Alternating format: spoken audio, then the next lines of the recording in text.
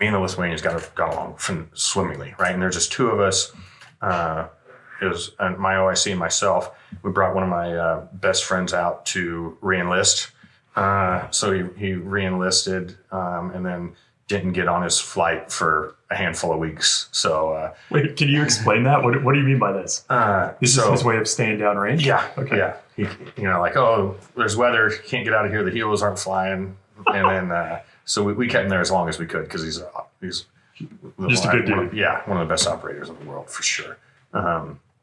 So we tried to keep him out there as long as possible. But then finally we're like, oh, okay, it's been 2 months. He has to come home. Yeah, we're supposed to be there for like 2 weeks. But then working with the Lithuanians, very aggressive. They're very knowledgeable. Their senior enlisted leader, I think he was on this was like his 12th pump to Afghanistan. No way. Yeah. Do they always go to the same area? Or would they get scattered? Like they could be scattered around.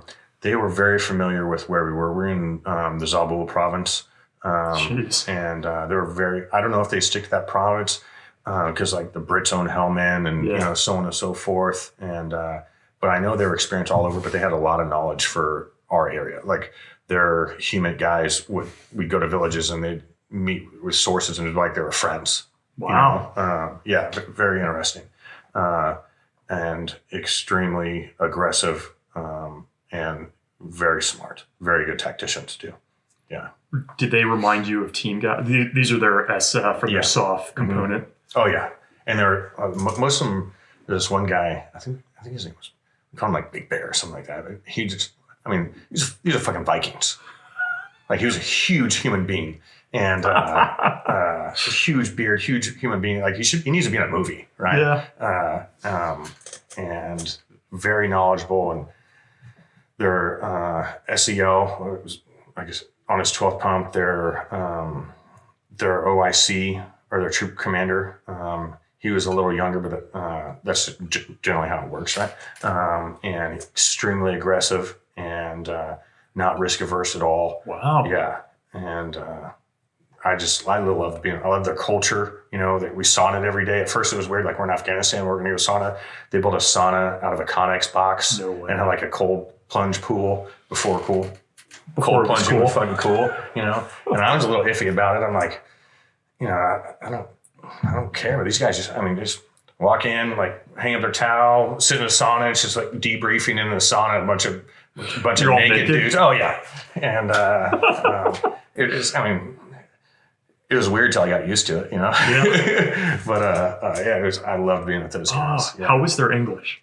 Some of them didn't speak much English at all. And then the other ones, then some of them did, right? So you can, I can't remember any of it now, but their terminology is simple, just like ours, like the verbiage over the radio. And like soprato is their roger that and or like go type deal. So you'd have to pick up on that. Like that's how you're going to operate. But their brevity was great over comms, and so they wouldn't have conversations or anything like that. They stuck to, their comms plan. So you can tell what's being said based on the phase of the operation for the most part, right? And then I would always be with the SEL and or their troop commander because the three of us got along really well. And and they spoke good English. But, the guy I'm talking about, Big Barry, like he'd wake up before an op and be like, today's a good day to get in a gunfight, huh, Sam? Like, I'm telling you, this shit's like out of a movie. Like, these guys are so awesome. They'd eat like fish, beef jerky, and they love that. Oh, yeah. And these guys were super cool and gotten some, interesting, had some interesting days with those guys. Yeah, can you take us through an op with them? Like, I don't think I've ever heard somebody talk about this. So they did everything just like us, essentially, like as far as mission planning and task org and everything like that is very, very similar. So it's real easy to, embed yourself with them. There's a lot of little ass sniffing period. And that's probably anywhere. Correct. Like even when you rolled into Joel's unit, I got to imagine 100% checking you out. Yep. Yeah. And then once we got past that, it was great. This one op, we went on, came back, and every time we went past this one village, because we had to go past it to get back to our fob, we'd get shot at.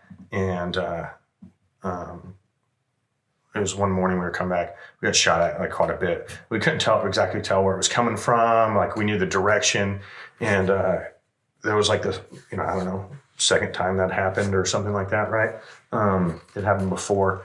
And so we get back and the SEL's pissed, like, hey, we're going to kill these guys. Because it's a matter of time one of them gets lucky or something like that. And we have to go by this village. We don't have to, but every time we went by it, we got shot at. And so we devised a plan, and we had 7 sniper hides. There was like 2 to 5 guys per sniper hide, right? And so we had a couple snipers, or a sniper and like maybe an AW or someone with a machine gun, right? Or 2 guys with a machine gun, 1 sniper. And we surrounded this whole area, this whole village, right? And kind of like surreptitiously got into position. Yeah, we walked all night. Yeah. So it was a long walk. Damn. And it was like 12K or something like that. Then set up. And then we had the main element move in during the day. We're going to draw these guys out. So we had the guys, they had KTMs and we had side-by-sides. So they had the KTMs and side-by-sides. We start off in the distance and they're just making all sorts of noise, driving the hilltops and like being very obvious. We're sitting there waiting. And then all of a sudden, here walks these 3 assholes out with their PKMs. And I think they just had PKMs in the ammo.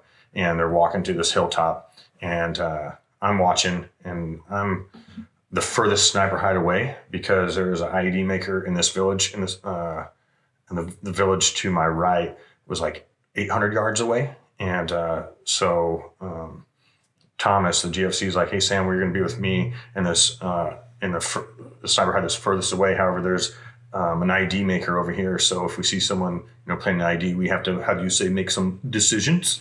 I'm like, yeah, I'm tracking Thomas, right? Did you have more permissive ROE or something? Is that why they wanted that? They did, we didn't. Okay. But you see someone planting a bomb, you can shoot them. You can go ahead. But with that being said, I'm really fucking far away from everything. I was 2,223 meters away from this hilltop. So it's like 1.47 miles, I believe, right? It's almost a mile and a half. But, and I had my 50 cal, and my 50 cal was 0 to 800 yards. Because that'd be like the average distance that we'd be away from somebody. And so these guys walk out. So now I'm figuring it out, right? I'm like, okay, they're 2,223 meters away. And I've done quite a bit of prep work for a really far shot, and but not that far. So I maxed out my turret at 61 minutes, zeroed at 800 yards.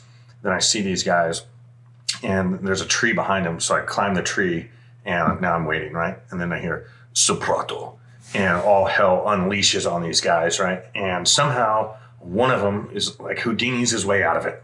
And there's a lot of gunfire, You're not shooting it. I'm not shooting it. We're too far away, yeah. Right? I'm just watching it through glass, and it was a perfect ambush, right?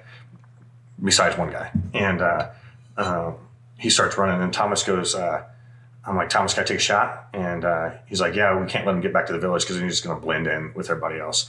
And so I have the JTAC next to me, and I shoot one, and he's watching. His name is Mashka, and he's like 10 yards shy, 5 yards to the right.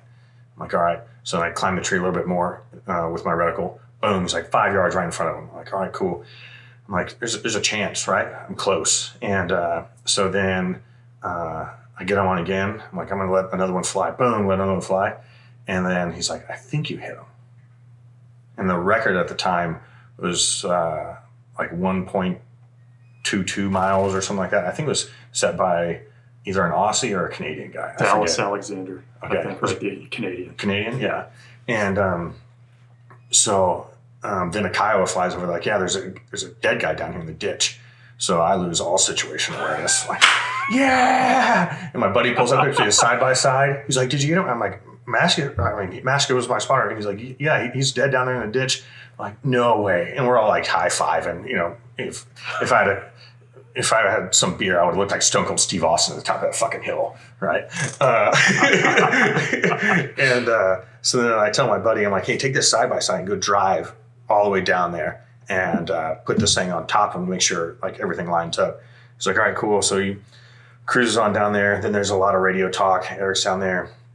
And then Thomas walks up to me and he's like, I call him Red Dog. I don't know this guy's real name. Huge red beard. And he's like, good news, bad news. I'm like, bad news. He's like, you didn't hit him.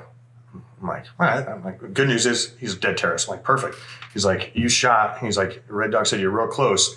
And you pushed him down in this area that lined up perfectly with him. And he was like 400 yards away. Then he popped his little head up, and Red Dog just took his head off. Oh. But for 10 minutes, I was the man. You were the man. I mean, I was real cool for 10 Longest minutes. sniper shot recorded. Oh, Yeah. damn.